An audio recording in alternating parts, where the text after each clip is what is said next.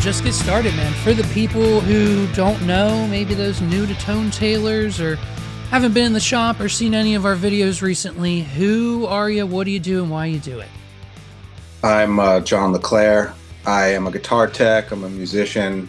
I'm annoying, and I am co-owner and co-shop runner of Tone Tailors Guitar Shop here in Lancaster, PA. Cool. Okay.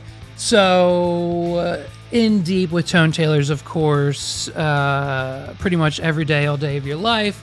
When did this start for you, man? Were you on the path of like you picked up the guitar and started playing piano at the age of 2, or was this a later in life discovery for you? Yeah.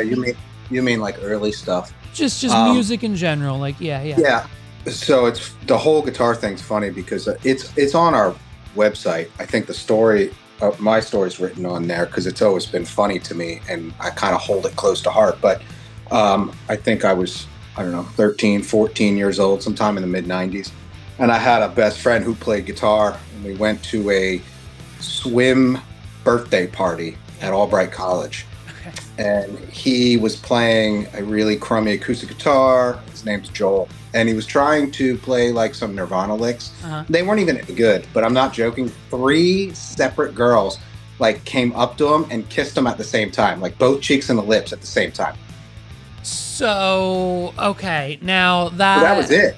Right. Okay, right. That instant moment of that for you was because that's always been, I've always heard that, right? So I think I'm a couple year, maybe one generation ahead of you, a little bit younger, but so we've always heard those rumors, like, oh, it's the guy with the guitar who gets the girls, and yeah, like so you witnessed that. That might have been probably one of the first times it's ever happened. It was definitely cool. And actually, I think I liked all 3 of those girls. I was like, well, what the hell? Right. Well, bitch, give me the guitar. Let me strum it for a few minutes. Yeah. Like, let's go. Okay. Yeah. And so immediately, like, I think I went home and I told my dad or my parents, I was like, hey, I'm going to play guitar, and that's that. Yeah. So that was like sometime in, I don't know, May, June, July. Mm-hmm. And I've got it till my birthday. So I saved up some money and we went and bought my first guitar like that summer. Yeah. And I didn't leave my bedroom for, I don't know, probably 8 years. It felt like 8 years. What, you got to get kissed somehow. Right. Of course. Every guy's got their own, mine. I think my first was at the skating rink. They would play slow songs. Now, how we slow danced on roller skates is something that I don't think we'll ever really truly understand. But yeah, interesting. Okay, what was that guitar? That first one? Mm-hmm. I don't remember the name of the guitar shop. It was somewhere in Wyomissing. And I remember walking in there. I had $125 in cash. It was birthday money.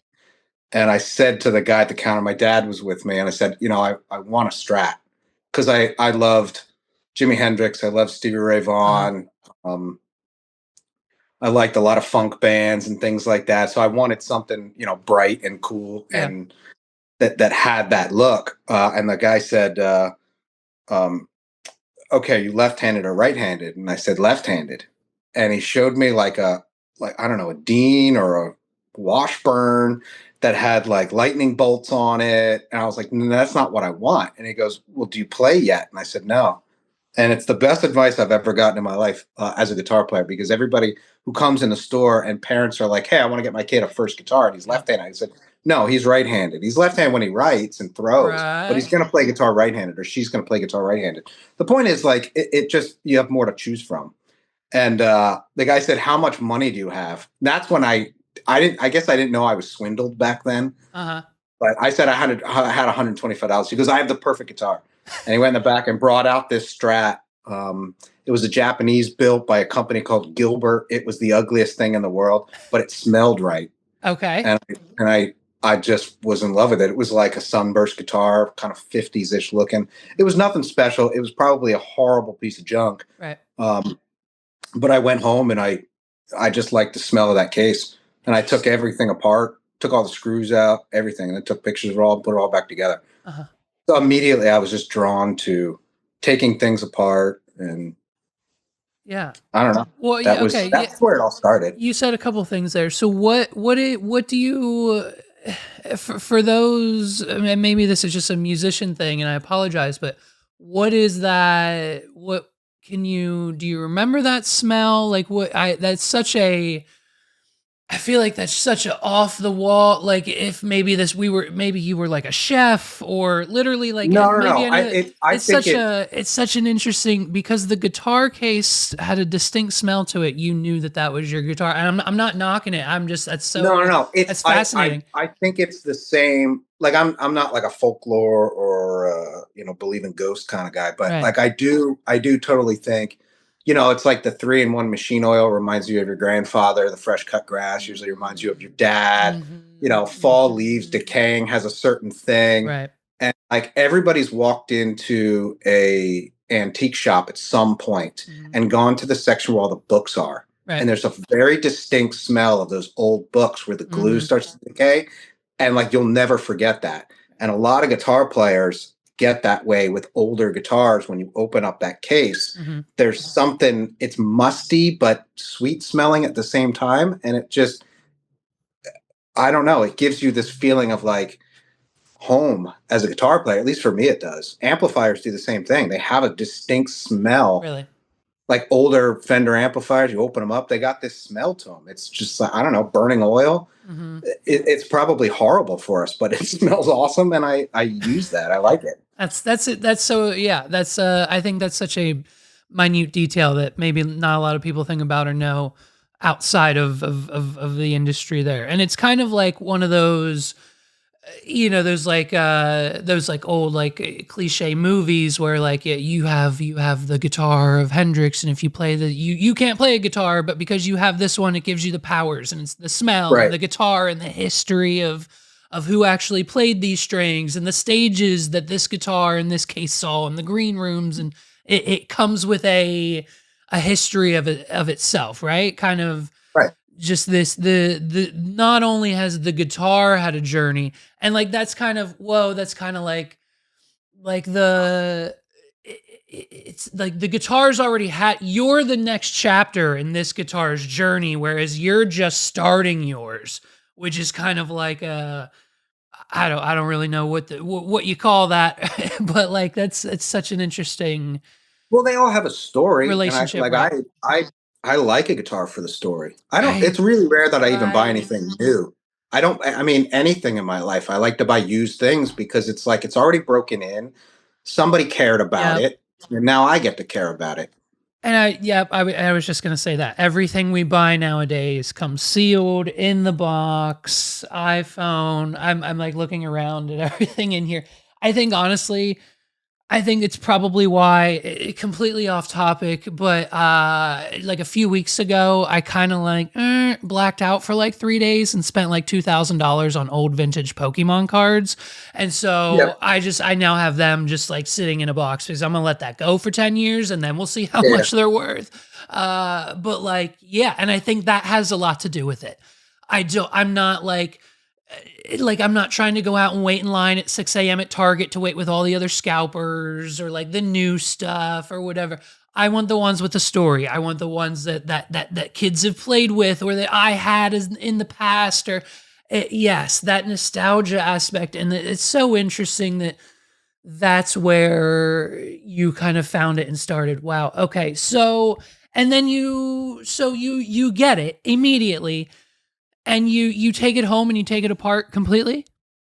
Yeah. Okay, and you I did that with were everything growing up, though. Like I took apart the VCR when I was a kid. really, really Oh yeah, that's when VCRs had wood paneling. It was like 1988, 89. I'm like a insane. 6-year-old Right. just taking stuff apart. But no, I did that with my guitar. I used to do that with tools, Mm. video game consoles.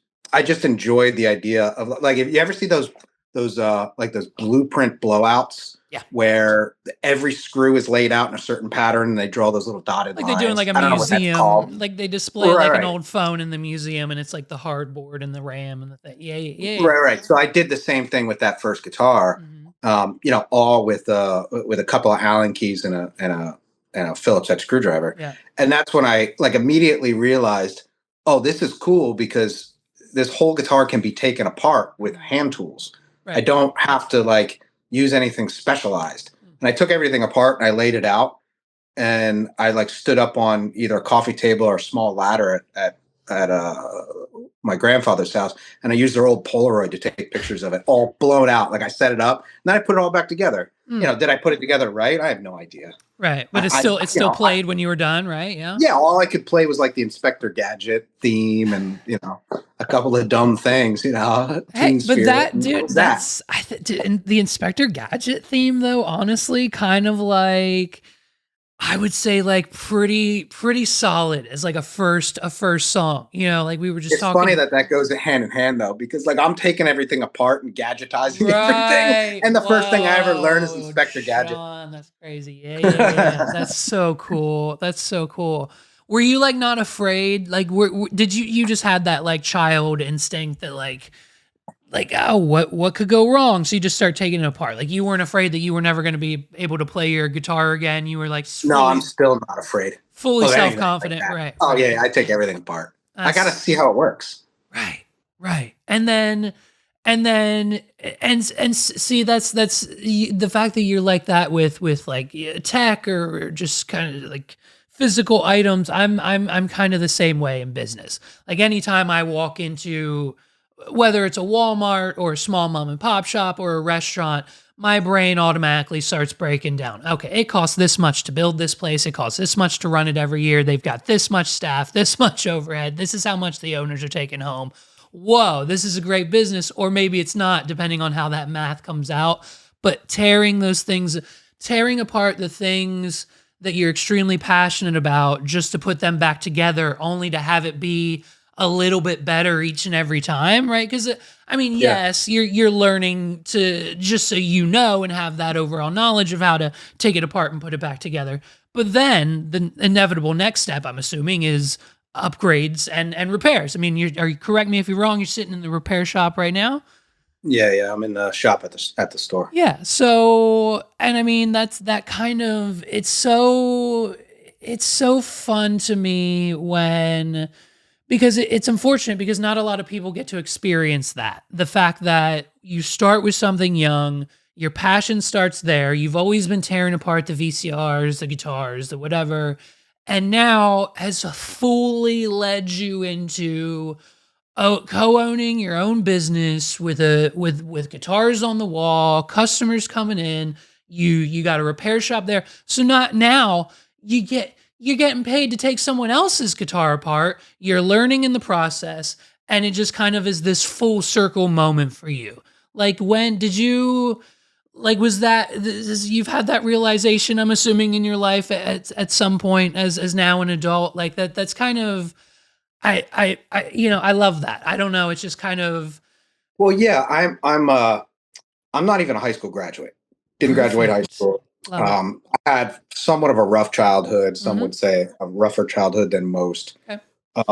So I kind of buried myself in music, Mhm. video games, uh, baseball analytics, and guitars. Right. And the whole, learning to play guitar was all therapeutic and all that stuff was great. But I'm more passionate about not just fixing guitars, just the shop in general. Mhm. Like I've got a shop at my house, Yeah. and there's the shop here, and like any guitar store I go into, I want to meet the techs because I want to go in their shop. I've got friends out on the road. One of my friends works for Trey Anastasio Fish, and I love seeing his work box because his work box is organized a very specific way. And we all have our own little set of tools, and I kind of bury myself into that aspect of it all. That's the most enjoyable part. And I went to school for it back in like 2003 in Georgia. Okay. Learned from a guy named John Marshall, who taught me how to repair and build guitars. And the rest of it was pretty much trial and error. Fuck something up, learn how to fix your mistake. Right. So I've been doing that ever since. And when we opened the guitar shop, it was the first time I got to design my own bench and workshop in my own space. And that's when it really hit full circle. So like I grew up in my grandfather's 2-car garage wood shop / mechanic shop / cabinet shop, and he had everything his way. The little Gerber baby jar screwed up into the into the shelves that had different nails in them. And like, I loved all that, but that was his and I couldn't design that, and Right. growing up living in your parents' house, you got your dad's shop in the garage, and I can't change anything there. So when I finally had the opportunity to build my own shop, that's when it really hit full circle. I'm like, all of these shops I grew up in, I took a little bit of this, a little bit of that, a little Right. bit of this. And I sat there with a tape measure. I saw a pile of wood and I was like, okay, how tall am I? Where do my hands like to go? Mm. I'm left-handed with this tool, I'm right-handed with that tool. And I started placing stuff. And then I've had probably 4 or 5 shops since we opened up the first Tone Tailors here in Lancaster, and all of them are kind of built the same. Yeah. And I look at everybody else's shop, and they're all built different. Right.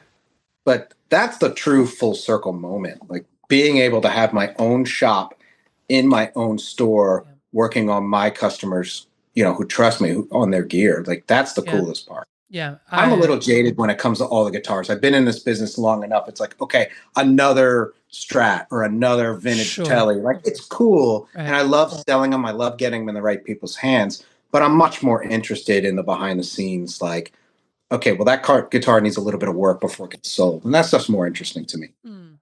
Is there a time either recently or in the past, like has there been like a guitar that has come into the shop or someone's had you work on their guitar and it's just like you thought you'd never see this is the create, like how did you get this guitar, like it must have a crazy story, like what's one, has there been one that's like blown your mind that you just have been like so excited that it's now in front of you on your desk, or is it kind of anything that stands out? Not really. I mean, I've worked on some cool guitars over the years. I've worked on a couple of famous guitars that were on some big records and stuff, but that's not the stuff that gets me. Okay. The expensive guitars don't really like I've worked on them. I've pulled necks off of old Martins and refrets, and that stuff's all fine and dandy. Yeah. But it's when somebody brings me a guitar that I've never worked on before. Like I know it. Like all guitars are like you can kind of work on all guitars, Right. but if it's something you've never seen, they got proprietary parts. You kind of have to understand the proprietary parts. Mm. So in general, like this is not like a big deal probably to most people, but this is a Parker Fly.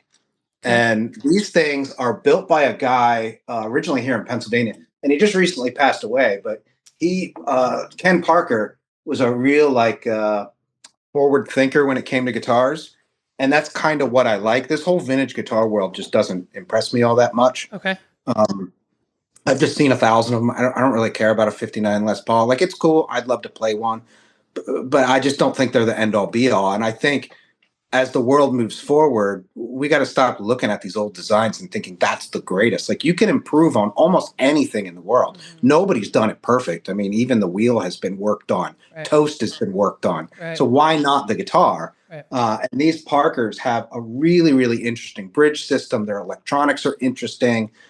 Carbon fiber necks, frets that don't have tang and they're glued on. Like all these things that are not normal to a guitar. As a guitar tech, I have to look at that and go, well, how the hell do I work on this? It's a whole new game, right? Yeah. It is. Yeah. And that's more exciting to me. I get really excited working on something I haven't worked on before, Right. because I have to go out on a limb. Mm-hmm. And like trusting my instinct and, having the guts to take a chance on a guitar is much more, I think, because it's a little dangerous because it is somebody's instrument. So you don't want to mess it up. Right. But that's way more interesting to me than having like a vintage pre-war Martin on the bench. Mm. Okay. I have pictures of pre-war Martins. I love them, but it's not the same. I'd rather work on something completely different than just because it's vintage or just because it was, owned by some famous guitar player. Does that make sense? Yeah, no, that makes total sense. And I think that's like, it's just as another comparison. I think that's where I'm at now with like the tech world. Like every iPhone and every United States Samsung Android phone, they all look the same. They all do the same thing that they have been doing over the last 12 years. But now it's like I'm looking at like a OnePlus 15 or like a Xiaomi, whatever. There's a screen on the back of those. Like, come on, guys. Like, let's innovate a little bit. Why do we have to wait another 6 years for an Apple foldable device? Just give us something new. I don't know. But no, I mean it totally, by the way, everything you described about that guitar that you just showed sounds sick. Like I mean, carbon fiber neck and like all the other bells and whistles. I don't know why anyone wouldn't be rushing to kind of have that. I mean, it's such a Well, you know it's why? Because they grow up hearing Hendrix and they want a Strat. And I well, just cliched myself because I said that in the beginning of this interview. I love one, but yeah. But yeah, like they want to play a Les Paul because Slash does, or Mhm. you want to play a 335 because Carlton did. Mhm. It's that I don't know. You hear a certain thing on the radio, it's like I gotta have that. But Right. it's like, why are you trying to be like everybody else? True. There was a time I chased the Jerry Garcia sound, and I bought the same Macintosh MC 2300 amp with a friend of mine, and I had the right pickups and the right amp. I Right. had everything correct. I didn't sound anything like Jerry Garcia because I'm not You're Jerry not sure to see Garcia, it, and right? that's when I was like, well, why don't I just do my own thing? So Yeah. I started really getting into filters and like Right. weird sounds, and like that's more interesting to me. Hmm. Going out on a limb and just Well, being different. and even if you did, which oh, it's so funny. Even if you did, like you wouldn't. Yeah, even if you did sound like Jerry Garcia with all of the right equipment, that's all anyone would say, anyways, right? They'd hear the track or whatever you're doing or laying down. They'd be like, oh yeah, it sounds like Jerry Garcia, Well, not like nobody John. needs another Jerry Well, and Garcia. that They too, right? needed Jerry Garcia, and they Right, got him, and right, that's it. You don't right. need another one. Mm. So true. Yeah, it's such an interesting take. What is your favorite band? Do you have a favorite? No, I Okay. have. I've got like a top five, Okay. Let's go. and I think that that changes throughout the years. Okay. If I have to name one band I've seen the most and have traveled around the country for, it's Fish. Mm. I just absolutely love the weirdness of the band. They're great. I'm a huge Hall and Oates fan. Okay. Love Michael Jackson. I Hmm. love Tribe Called Quest. Okay. I think Stone Temple Pilots is probably Hell yeah. the greatest American 90s rock band of all time. Okay. And too bad, but I love Taylor Swift. Oh, well, all right. Now we're going to break that whole list down. First things first. I've got two friends who are also obsessed with Fish. They have gone like whenever they're in Mexico, they go. When they were Yeah, just they in do. Vegas, they go. When they're literally if there's a Fish concert, these guys are going. They've been like all over the world to see these guys, and it's crazy because I think unfortunately I have to do it as soon as we're done this podcast, but I don't think I've ever listened to a Fish song. Well, And that's going to open up a can of worms, and it will for everybody out there listening. Because it's an easy band to hate. okay, It just is okay, because they're so goddamn weird. right, And what genre do you put it in? okay, Yeah, it's a jam band, but they're just odd. And interesting, I think the worst part are the fans. Their fans are so ravenous and really, so odd, and I think it turns a lot of people off. uh-huh, And then the problem is those fans are the ones trying to get new fans. So they're like, hey, listen to this really weird right, version of Piper that was played, 1997 in Camden, and it's 37 minutes long. I'm like, you just jumped them into the dumbest thing ever. Like, that's not going to get fans. right, Give them something a little more appetizing and something they can digest a little bit better. So there is some singer songwriter type stuff with that band, but those fans are just way too ravenous for most people, and that's what turns them off. And that's the part I don't like. Like, I'm a huge Fish fan. I've seen them hundreds of times all over the country, but I'm not going to sit here and tell you, you have to listen to the weirdest stuff first. That just doesn't make any sense. okay. Yeah, I'll have to it's kind of like the when you said that like their fans are the weird ones and kind of related it back to them too. The first thing that came into my mind was the Insane Clown Posse and just It's dude, their it's the whole exact same thing. It's the right. exact same thing. Yeah. Have you ever seen images or know things that go on during the gathering? Absolutely. I'm a huge Howard Stern fan, and he has those two guys on all the time. And it's just odd. The Yeah, I know all about the Gathering. I've never been, but I no, would no, go. no, I don't I think can't stand the music, but I would go just to see the circus. I have a buddy. I have a buddy who's gone. He's a diehard juggalo. He's not weird himself. He just really enjoys them and their music. But he's gone, and if he said he was going again, he hasn't gone in a few years. But if he and I could go with him, I would maybe for a day. Just some of the TikToks and things I've seen in recent years are just a little too much for me. Oh, it's Um, wild. but yeah, no, it's a wild, extremely wild time. Okay, Fish, Stone Temple Pilots, Hall and Oates, love that, love that. I think you might be. Let's see, Bridget was, of course, but I think you might be one of our first. I'll have to go back and look. There's only been 6 or 7 so far, but you might be one of our first male guests who has openly admitted to being a Taylor Swift fan. Right. Has that affected your life in a positive or negative way? Oh, no, I'm just. No, Cares? I As know. long It's just as that shit doesn't matter. I know, dude, I don't care what people think about what I go. listen to. Yeah, go, go, I've go. been made fun of forever for going to so many Fish shows. I could care less. And it's Sure. the same thing with being a Taylor Swift fan. People are like, how can you be a Taylor Swift fan? I'm like, I don't know. Same reason you're a fan of Drake. Who cares what people like? I just think Taylor Swift, number one, we grew up in the same town. Uh huh. So Yeah. there's a little bit of like, Yep. oh my God, somebody from my hometown Oh, became probably one of the most famous people in the world yeah. outside of, I don't know, like, presidents and Tiger Woods. Like this is crazy amounts of fame. And like you can say your music sucks, you can say everything sucks. Who cares?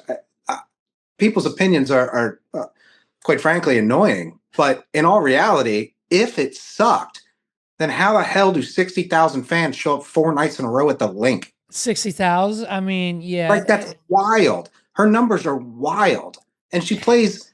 When you play the Midwest, Mhm. the Midwest is the hardest place in the world to get sellout shows at big stadiums. Okay. It just is because Yep. there's not nearly as many people as you have in the Northeast and California. Mhm. But she still sells out giant stadiums. Like you're doing something right. Well, Period. and two, it's not even like what's even crazier about it is it's all of that that you just said is the music, but like she also comes with like a 20 to 30% economic boom Well, anywhere yeah. she How is that a goes. Like bad thing? You know what right, I mean? yeah, it's I think when Eras tour was happening, like Canada or like certain cities were like, please, you don't have stops, but come here because our town could really use an extra $100,000 worth of hotels and Yeah. restaurants and everything else booked. It's such a. Have you ever been to a show of hers? No, unfortunately, Yeah. my wife got some tickets for us for the Reputation tour, Okay. and I couldn't make it. No. And it was a really dumb reason I couldn't make it, and I stuck to my guns. And my wife will never let me down for that because she hates Taylor Swift. My wife is really into like metal and rock music, and Sure. I am a little bit, but we're completely opposite musically. Yep. I've taken her to Fish before and had her on stage hanging out with a guitar player, Right. and he's showing her all her gear, and I'm like, do you know how special this is? And Oh, but she she doesn't give a doesn't shit, right? care. Yep. Yeah, Yeah, but I she love put it. on the whole Ozzy thing the other week, and I'm like, I just don't care anymore about Ozzy. Like Oh, I was gonna he's bring him good, but up, but then you said it. he's good, but I'm not. Oh, I don't want to watch all these documentaries. okay. Um, Okay. anyways, I don't know. So I And was born in 1983. okay. And pop music started back in the jazz era. Mhm. In all reality, but jazz was pop music. Right. It stands for popular. It's not a style, Mhm. but it's become a style. And it Right. really became a style in the 80s. And as a little kid growing up in Reading, Pennsylvania, and listening to Y102, you heard Michael Jackson, Hall & Oates, and Madonna. Yep. And all three of those I absolutely adored. Yep. Like I would put one glove on and do all Michael's dances as best I can. Top Gun was huge, so Yep. I was, you'd hear the Hall & Oates song in there, and like listening to Daryl's voice growing up. I don't know. There's something about pop music that has always really intrigued me. So as a guitar player, I'm like, oh, these chords are kind of all the same, but how do all these famous pop musicians use the same four chords and keep it interesting? Like Taylor Swift is still writing super famous pop songs. Uh-huh. And and it was the same thing with like even Britney Spears. I mean, like they're using these same Right. techniques to make pop music, but people are still listening. Look, they're not all the same songs. Sure. They're obviously different. So what's making them popular? Right. Yeah. Something is making it tick, and that's what's interesting to me. And Taylor Swift has figured out whatever that concoction is, Yeah. and they're catchy songs. I mean, come on, they're played in every grocery store and Target and Walmart and mall across America. Like something's good. Yeah. Yeah, It's I love it. yeah, I mean, my claim to fame with Taylor is we saw her back in 2000 and probably 2004, 2005, maybe 2006 on the free Froggy 103.3 stage Yeah, I mean, she didn't even have. I don't even think Fearless was out at the yet. York Fair. No, she didn't have an album. I mean, it was me, my mom, and like seven other people who were walking by, and it was just Taylor on stage. She might have had one other person up there with her with her acoustic guitar, just singing whatever song she had. And it was, I mean, it was something that in the moment, like Sandy just knew because of my mom's always been what's funny about my mom, and I'm just now putting this together, is that she's always been one step ahead of like the famous country music singers. She'll Yep. be telling me about these shows that she goes to, like at a hotel or in a basement or at a bar, a dive bar somewhere. And she'll be like, "Oh my God, Levi, it's this country artist. He's gonna be famous. You just wait and see." And then 3, 4, 5, sometimes 6, 7 years later, boop, it's Taylor Swift. And it's Yeah, like, she knew he would be bigger than the Beatles. right. And so I mean, the man, it's yeah. I've had this argument, and hey, let's have it right now. You and I, because you're a huge fan of both. Um, my argument with my other podcasting friends is that Taylor Swift is and will be and leave a bigger legacy than Michael Jackson. Like that dethroning is either has happened or currently in the process of happening, and we're on the direct path of that. Yes or no? Where are we? No, absolutely. And even if you take out Michael Jackson's story Sure, of where it currently is, sure, still, like if he didn't have any of those weird demons that popped up sure. at different times in his life, Sure. um, yeah, and he had a tour that was coming back and actually was already, on stages getting ready for that tour, and then he died. So it's like he was even making his comeback. Can you imagine like Michael Jackson coming back It and would have doing been the Beat It Eras again? tour. Like It would have been Jesus the Eras Christ. tour, right? Right, exactly. But no, yeah, I think Taylor Swift is going to leave a bigger mark. And I think she probably already has. Michael Jackson's ship has sailed a long time ago, regardless of him coming back or not, or him dying or not. It's sailed. His music isn't played nearly as much Yeah, as it was, and you gotta think. Um, some of these musicians, like take the Beatles for instance. The mhm, Beatles had they were out like 6 years or 9 years, mhm, like a very short amount of time they were actually together making music, right, and they lasted all this time. right, It's kind of the same thing with Michael Jackson. I'm surprised it's lasted this long, but right. it did.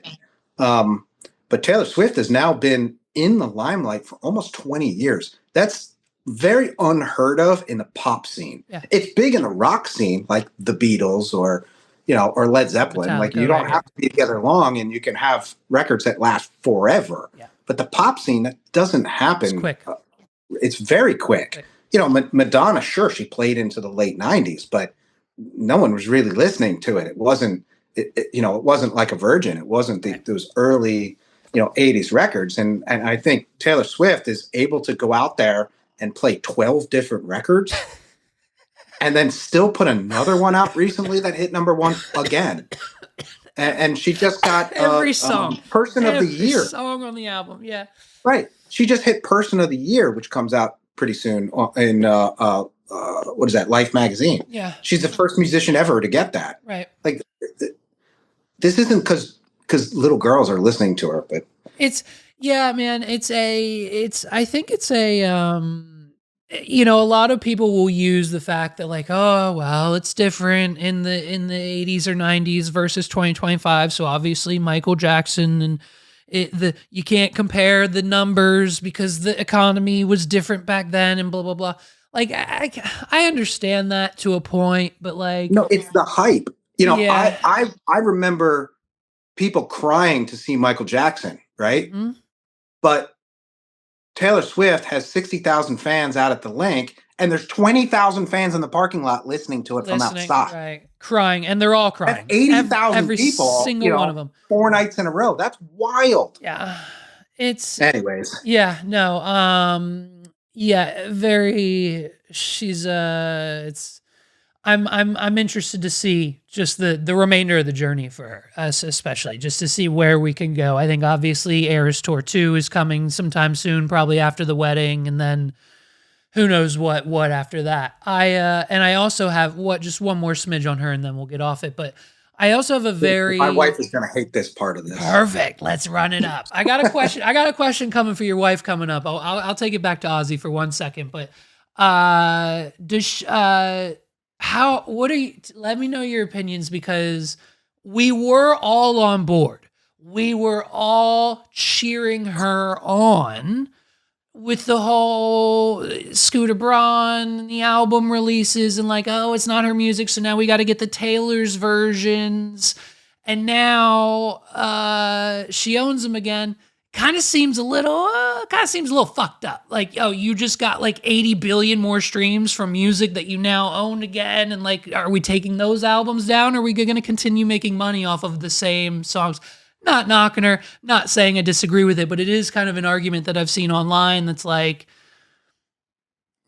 can you like are we just now are we gonna merge those numbers? How's that gonna work? Because like she's I don't know, technically but it has. I don't believe it has anything to do with money at all. wait, Imagine well, being a young artist coming up and getting yeah, screwed for music that you made right. and you put out there, Of and somebody course. steals it from you. Of course. I think what that was 100% power move to Yeah. teach the next generation Yeah. what not to do. Well, yeah, and it's always been it's always been that cliche, and I don't necessarily think I know obviously it's still happening, but I think most musicians and artists are now kind of aware of the quote record label scam that is, you know, hey, we'll give you this big check, but once you spend it in 3 weeks, we're going to need you to get to work for the next 6 years. Like what's, you know, Yeah. so yeah, no, it's interesting. I love her. I'm a fan. But I think yeah, such a crazy story. She's such a crazy story. Ozzy, you brought him up. We'll bring it back for your wife because we can't have her turn the podcast off just yet. Is your household fans of the next in line, the young bloodification? Do we like Dom? Do we like young blood in the house? No, and I think my wife is very much like me, and a lot of people. I won't say all, but I do believe the majority of us stopped listening to new music after the age of 14. Ah, wow. Gotcha. You just you find your favorite stuff, and that's Yeah. it. And you may discover a few things here and there, but I'm never going to get over Stone Temple Pilots being the greatest rock band ever. Yeah. But my wife is never going to get over Ozzy. She has a dad who's a gigantic Ozzy fan. I mean, he's got plates on the front of his car. This is a Yeah. retired doctor, Yeah. and I think he talks about Ozzy more than medicine. Wow. And it's cool. He considers him, one of the greatest voices for his generation. And my wife grew up with that, Yep. so that's where it came from, and I think that's where it's going to stay. Yeah. She just absolutely loves him. I don't hate Ozzy by any means. It's just not my thing. I respect all music. Yeah. Anybody that can make a living with music is just 100%. It's cool with me, Yeah. but I don't have to like the music. But regardless, no, I don't think it's hard for me to kind of discover new music and move into the next generation of things. Okay. I just keep nitpicking away at the old stuff. Right. Um, it still is interesting to me, listening to old records and figuring out how they made them. I'm even more interested in live music than anything. I'm not sure if my wife is, but she'll keep listening to the same Ozzy records over and over and over again because if it makes her feel good, Uh, I'm for it. Now, is it a are okay? How's the household with the form of media? Are you guys? I'm assuming you've probably got a vinyl record player in the house somewhere. No, absolutely No. not. Okay. Nope. No, I that'll open up a can of worms for some people. Uh huh. And I think at some point we got to get back to gear here. No, I But know. I know. I I know. will say vinyl is stupid. I don't see the point in it at all. It's crazy overpriced, and everybody spends all their money on vinyl and speakers, and then they get the shittiest needle they can get, like $90. Like I'm sorry, but all your records sound horrible, and I just don't care about it. I collected vinyl for a very short period of time, and then all the pricing went up. I'm like, see ya. I can't play it in my car. Like I love having everything on my phone and just listening to it. True. I love Okay. having Sirius I XM and and that's how I listen to music. And quite frankly, at home, we don't listen to a whole lot of music at home. okay. I definitely don't. My wife will when she works. She works from home. Yeah. Um, and I think she plays music for my 2-year-old a lot. Mm, Pop and a lot of Ozzy. mhm. That era of rock music too. But no, we don't listen to a lot at home, and I don't really grab like a CD or a tape and put it in. I don't know, my PlayStation and listen to it. I I love. listen to music in the car and I I listen to love it. music at the shop. I love it. You are. It's at every turn. Just when I think I've got you figured out, it's another hard left or hard right. I love it. Yeah. No. It's great. No. You're a lot like me. You have the appreciation for all of it, but when it comes to some things, you're set in your ways. You do it yourself. Vinyl, fuck it. But we still like listening to Hall and Oates and Ozzy. But it's 2025. Use your damn phone. Okay, so yeah, so dude, let's get right into it. Speaking of gear, I think the number one thing we need to talk about right now is what's right behind you, and that is the divided drive, right? This Yeah. is let's talk about this. Break down this whole thing because I think there's some things we've been pushing it on Instagram. We've been pushing it. There's a new blog out, tonetailors.com. You can read all about it there now. But I think there's a few things missing. I might bring it up here, but just break this thing down. What is it? Why should we care? Why is it so special? Okay. Well, in the world of pedals, Yes. I think pedals have been dropping off, especially boutique, small stuff. It's been dropping off the last few years because of digital. Okay. But the things that tend to stick are drive pedals and fuzz pedals and distortion pedals because digitizing that just never really works out. Hmm. And this is a collaboration between myself, our shop, and Matt Pasquarella from Stomp Underfoot. Hmm. Matt has this company, Stomp Underfoot. I don't know how many years he's been in business, 15, maybe longer. He's well known for making like every version of Big Muff Fuzz known to man Okay. and some other stuff. And he does everything in his own shop by himself, every component. There's no small computerized parts in here. There's no cosm. There's nothing. Hmm. It's just him using resistors, capacitors, chips, chipsets, and pots and switches, and make something the old school way. Which, yes, there's a lot of people doing that, and the boutique world is kind of annoying. But where I'm annoyed with the boutique world, or what you want to call it, is they're all making the same damn thing. Like Hmm. everybody makes a tube screamer. And I'm not gonna there's obviously a tube screamer in here and we'll talk about that, but like everybody's making a tube screamer. Like look, I love Boss pedals. I'm always gonna love Boss pedals, and that's what I'm gonna use. To buy like a very expensive version of a Boss pedal to me is just it's nuts. Like what do I need that for?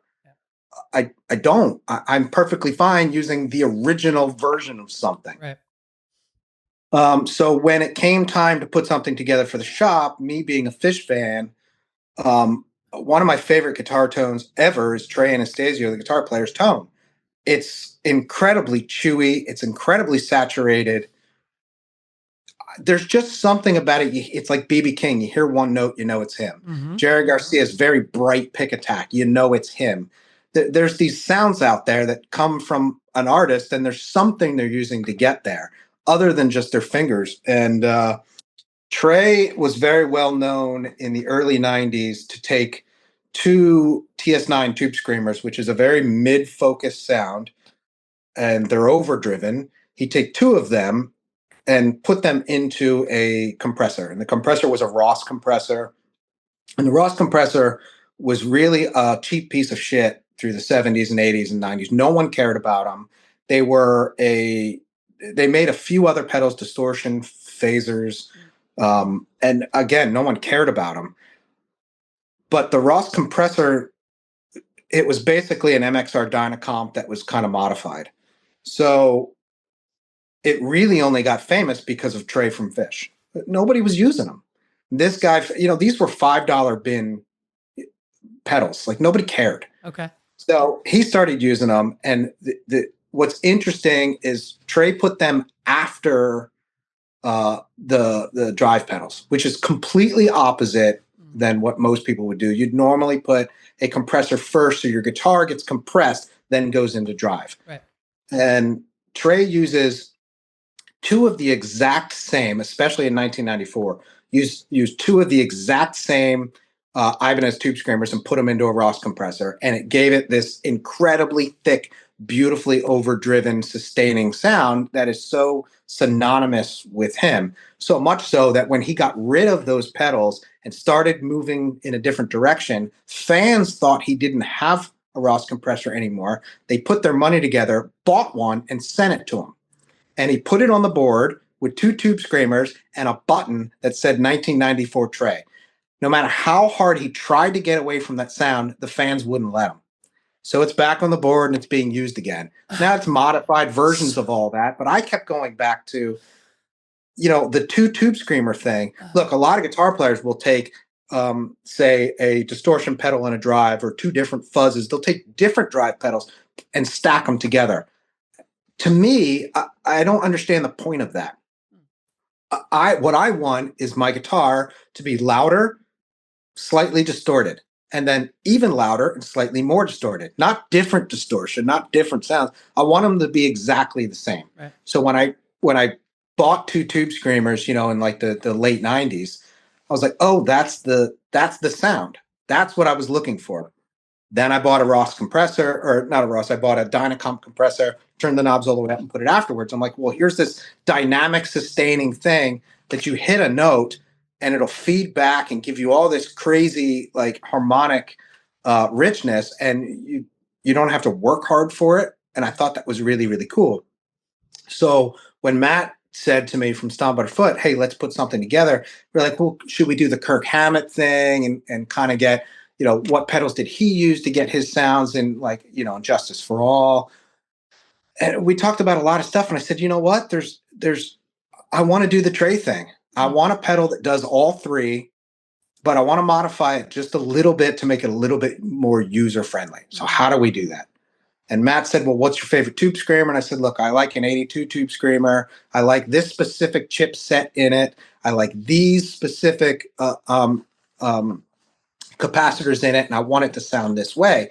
So, we looked at different tube screamers and different chipsets and what was going to work. And Matt said, well, I used to build this pedal that was two tube screamers. Well, it was one tube screamer. And he's like, well, we can put two together. It was his idea on a tube screamer. And he said, but what I did was take out the buffer circuit. What a buffer circuit does is basically drives the line to be a little bit brighter. When you add guitar cable to your sound and you put it into a pedal, it starts to drop off high end. So anything over 18 foot 6 inches will drop off a little bit of the high end, and a buffer is in there to buff it and bring it back up to a better level. It'll bring the volume back up, it'll bring the treble back up. But the problem is it colors it. So now your guitar sounds like it's going through a buffer, which is good for some people, bad for others. For me, it changes the tone of my guitar to the point where I don't like it. So what Matt did was we took two of the exact same tube screamer circuits with literally vintage chips, vintage capacitors, all 80s stuff, components, Yeah. and he wired it in without the buffers, and he sent me the first style, and I was like, oh my god, I literally brought in my vintage tube screamers. I have a collection of old tube screamers. I put them together. I was like, that's exactly what we need. um, but I he had it so we could have one knob have more gain than another. I said, no, I want exactly the same knobs. The point was that this pedal is no different than this pedal. So if you turn up the gain on one and turn down the gain on the other, you could gain the overdrive or you could overdrive the gain. Mm-hmm. So they'd be exactly the same. Right. So he built that. Then he put the Ross compressor in there. And I said, if we're doing a Ross compressor, we need vintage parts. Like, we can't build this new version like everybody else out there is doing. Right. We need vintage parts to build a vintage pedal to get that sound. I'm not sitting here saying that vintage is better. I'm saying what I had was better. I had these older pedals and I like these specific ones. I've heard old tube screamers and I'm like, what's the point in spending the money? Right. But if you can build it without spending the money on a vintage tube screamer, well, let's do it. Yeah. So that's exactly what we did. And when he sent the first prototype over, with no paint on it, nothing, I kind of figure out what was working. I plugged it in through my Strat, through a Vox AC15, which to me is the greatest amp ever built. No questions asked. I'm not going to argue with anybody over it because they'd be wrong. It's the Vox AC15 cranked up. And I crank up an amp and I turn my volume down to make it clean. Yep. That's, to me, is the right guitar tone. And you put basically a tube screamer with all the drive turned all the way off on it. Mm-hmm. And it just gives it a little bit of overdrive and amplifies it. Mm. Then you turn on the second one and you add more gain and it compresses everything, makes it like lag a little bit, and it gets this super sustainy, chewy thing. Mm. Then you add the compressor last, and now every note is the exact volume. Mm. So you're not working hard to choke a note. It just does it for you. Mm. So to me, it's like a violin for a guitar. And the violin is like it's one of the most vocal sounding instruments out there. They're just beautiful, right, and perfect. And if I can get my guitar to kind of have that mix of a saxophone and a violin put together, yeah, that's what this box does to me. Mm. So we stuck it in the hands of a few other people. And the whole thing's true bypass. They can all be on individually. You can turn on the heavier drive if you want to make it heavier, the lighter drive. You can do the compressor by itself, whatever you want. You have the options to do anything. Yeah. But when you put it in different people's hands, I was surprised that it's like, okay, well, it's called the divided drive after the famous Fish song, Divided Sky. So I would just think people are going to play Fish through it. But I heard people play country through it. I heard people play pop through it. I heard people play metal through it. I'm like, holy shit, they all sound good. And it's because you have two of the exact same pedals gained up together. Yeah. We're not making this complex thing. We're just making it louder, more sustained. So let's just keep pushing that. Yeah. So we made 20 to go out. I think we sold through 9 in the first few days. Mm-hmm. They're moving really, really well. People are loving them. I just hope more people will plug into it and give it a shot. Yeah. And here's the thing. The sticker shock is slightly up there. They're $429. Okay.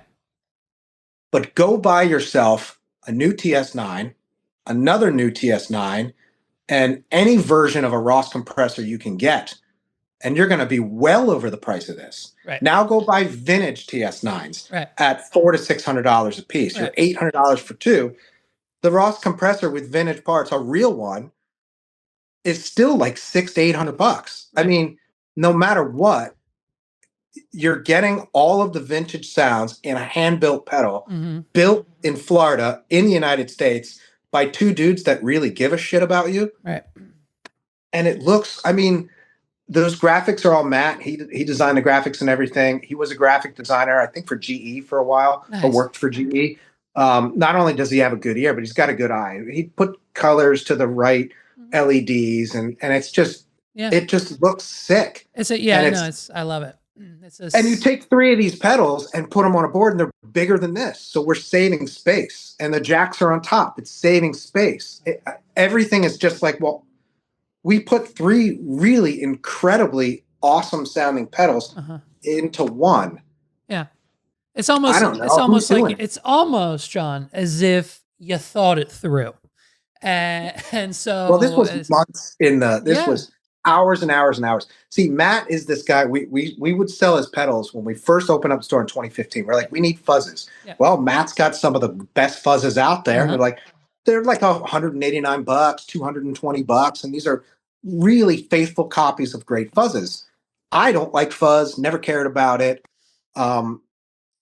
Matt's the one who made me care about it, and it started because I had to order something one day, and we started talking on a personal level. Yep. And he found out I'm a big Howard Stern fan, and so is he. Now, he's like 10, 12 years older than me, something like that. Love it. And he's a Howard Stern fan from the 80s. I'm a Howard Stern fan from the 90s. And our relationship started. And we would talk weekly, I'm telling you, for 10 years, just about my life, his life, kids, everything. We just became like best buds over the phone. I've never even met the guy. I've never even FaceTimed and never seen him in person. We're just phone buddies. And I love him to death. And the relationship got better and better and better. And when we had decided to work on something together, I think that's what really fueled it, because there was no holdbacks. It wasn't like I could just tell him, hey, I don't like that idea. Right. And he did the same to me. I mean, I wanted to call this thing the meat stick. And he's like, absolutely not. I mean, he shit on me for days about trying to call it that. The meat stick. Now, why? It's a reference. Okay. But anyway, it's a Fish reference. Another Fish stick, right. Really stupid Fish song, but I thought it was a funny name. Yeah. I really wanted to push this thing into Fish territory, and he was like, no, we need to sell this to everybody. He came up with a name. The guy hates Fish. Yeah. Doesn't listen to him in the slightest bit, and he came up with the absolute most perfect name. It's two drives in one. He called it Divided Drive. Yeah. How genius is that? But our relationship together, I think, is really what built this. It's not that, he's an absolute nerd when it comes to gear, and so am I. We'll talk about the JRC 4558 chips that are in here. But our relationship is really just it blossomed into, well, we could work together really, really well. And that matters. I think that truly matters. You got to like the people you're working with, or you're not going to build a good product. Did we send one to Fish? Can we get one in their hands? Okay. One's going to go up there without the expectation of Trey ever even doing anything with it. Sure. It's more of a thank you. Yeah. My life has been inspired love that. By that band, by that guitar player. So as a thank you, we're just going to send one up and see what happens. If he plays it, he plays it. If he doesn't, I don't think we really even care. It's just a thank you. Yep. We're going to try to get some out into some other YouTubers and see what people want to do with it. Cool. But right now we only have 9 left. Yeah. So we'll make a second batch. Maybe we'll change the color. Maybe we won't. Maybe we'll do a slightly different twist on it to try to get it out there, in the public a little differently this time. But we'll see. Right now, we're just extremely excited about these, and I have serial number 1 at my house, which I'm incredibly proud about. Sick. And I have the prototype on my shelf, which it's going to sit there forever, just as a reminder. Yeah. And when Matt sent me the pedal, the first one, serial number 1, to let me know it was all done and what it looked like, I opened it with my 2-year-old in my lap, and we took video and sent it to Matt just to show him how much I care.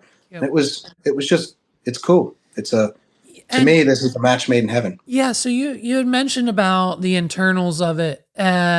Quick question there. We've fully sourced original 70s, 80s hardware. Oh, the chipset in general, for the Ross side they're discontinued. Right. It's not like the JRC 4558Ps or Ds or Malaysian chips that you get for tube screamers. You can still get those. Sure. They're vintage ones are $10, $11.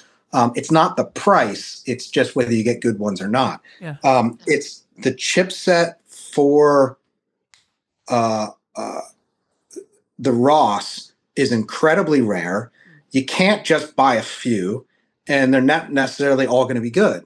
So that is factored into the price. Let's say you buy 500 of them. Right. You got to go through 500 of them Right. to make sure everything's good. Right. Yeah, and you're not guaranteed they are. Let's say only 100 work. Yeah. Well, you spent money on 500. Right. Like, you got to put that in somewhere, or you're going to lose money on the deal. Yeah. So, yeah, and there's capacitors in here, vintage capacitors for the tube screamers that were like, you to go online and find this stuff. Like, you can go on Small Bear or Antique Music Supply and try to find these parts, and you're not going to find them. This is an eBay scour with other nerds, like in the dark webs of the internet, Mm-hmm. cloning pedals out there. You got to find these vintage parts, or they're taken out of other stuff. Like, that's the way to do it if you're gonna clone it. Right. If you're gonna clone it with Cosm, or just a cheap way of doing it with computers, that's cool, but it's not my thing. Right. I wanted, like, there's a reason I keep my original tube screamers, not because they're worth something, Yeah. because it's using the original parts that those original builders intended for it in 1982. And that matters to me. That's cool. The story of that, like, to bring this whole thing back to circle, the story of how those pedals were built is what's interesting to me. It's not just the sound. The sound matters, but I want those parts. I want it to be an actual copy. Yeah. Or an actual clone. And is that unique to you guys in this pedal? Like all the other ones you have on the shelf out there, the Bosses and all the other ones, are they also using vintage hardware in their pedals? Or they're more modern? Maybe some. I can't obviously speak for anybody, but all the major brands, that's enough. No. The majority of the major brands, and it doesn't mean they sound different. Like, I don't want to sit here and say like, I've got a collection of Boss DM2s from the 80s. I absolutely love that delay pedal, and I buy the new ones, and the new ones actually sound exactly the same, if not better, because they have a switch to make the delay go a full second instead of 880 milliseconds. And, like, I want that full second, so I buy the new ones, and that's what's on my board. They're exactly the same. Like, sound wise, they're exactly the same. Yep. But build wise, one is not more quality than the other. You can still build a great pedal, without using surface mount parts. But I love this old way of doing things, just because seeing somebody hand populate a board matters to me. It's just cool.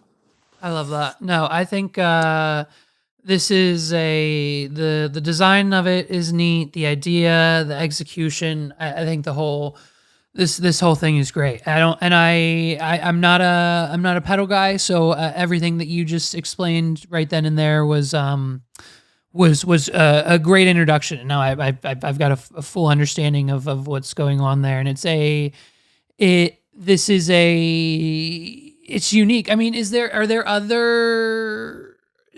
any other pedals on the market that have 3 in 1? Yeah, there's a few pedals that do 3 things like that. There's actually another company that has recently done a fish type pedal.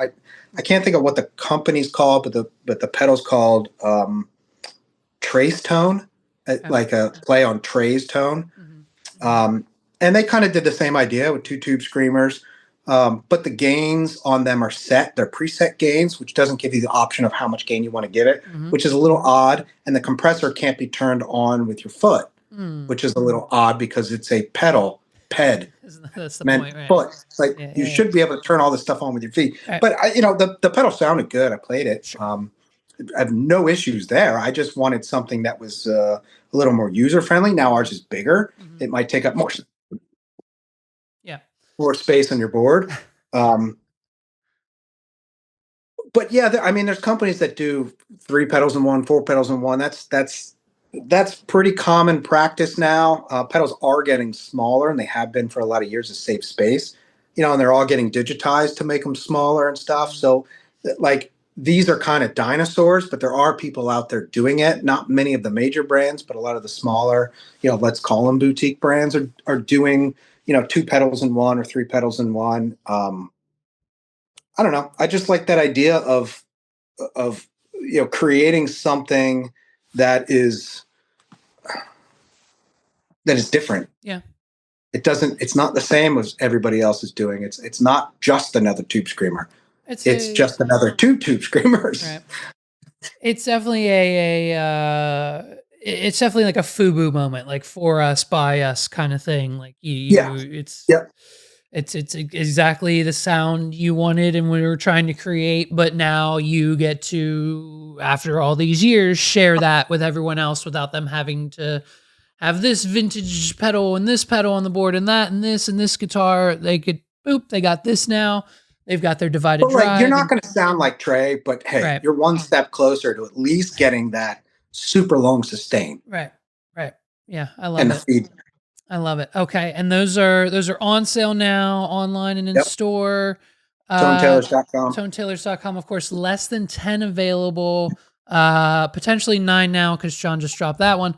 That's okay. We'll make him pay for it. But yeah, dude, get this pedal, add it to your board, add it to your collection. And it's I exclusively at Tone Tailors for the time being, correct? Yeah.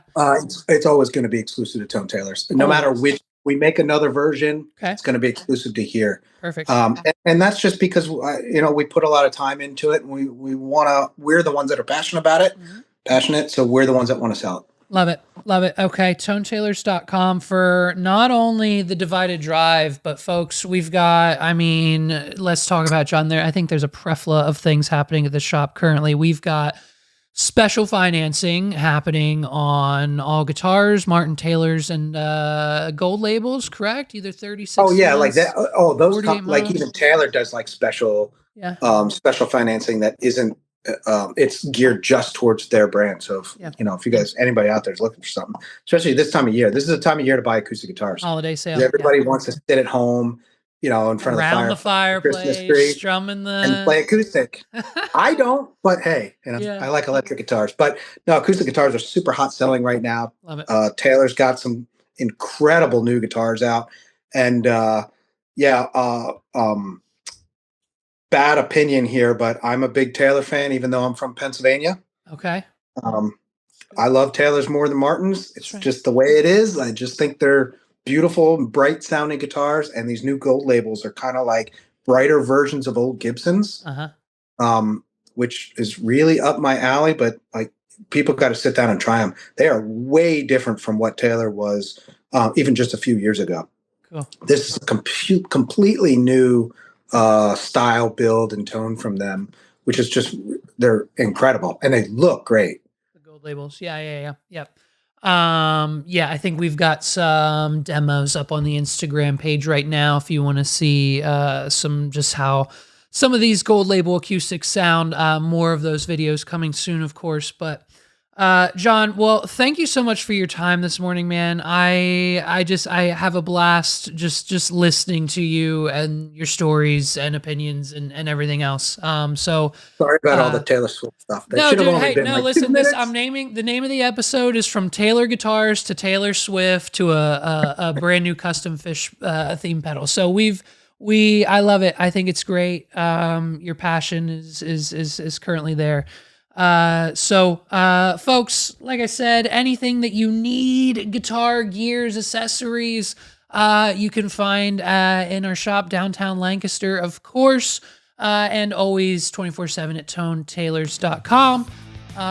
And if you haven't done so already, check out the Divided Drive, purchase it, demo it, do whatever you need to do to just experience this pedal that we have put together for you at Tone Tailors. John, any closing remarks, last thoughts, anything you need to plug?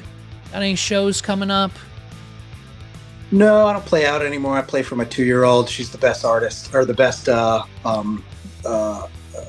audience I've ever had. So no, I don't really play out much anymore. But if you need any guitar repairs, yes, repairs. Even myself can do almost anything you need. Yep. Stop by the shop. If you just want to get super nerdy on different specs on bridges and what is really an audio taper versus a logarithmic or linear taper pot, I'll tell you. We can have all types of stupid discussions about speakers and whatever you want. But I'm always here if you need anything. We're gonna call the shop, call me, email me, John@ToneTailors.com. Even if you want to just talk about all the cool jazz chords in Stone Temple Pilot songs. Love it. I love it. No, I'm gonna find somebody, and I think as a special bonus episode, we're gonna come in there. I'm gonna find somebody, and we'll have 2 podiums, and then you guys are gonna debate on the amplifier, and then they'll also probably hate Taylor Swift. So that'll be, I think the ultimate Tone Tailors debate. We'll have you and someone else. We'll see if we can put that together. I think that'd be hilarious. That'd be hilarious. Okay. John, like I said, thank you for your time, and we'll catch you soon. Bye, man. Yeah.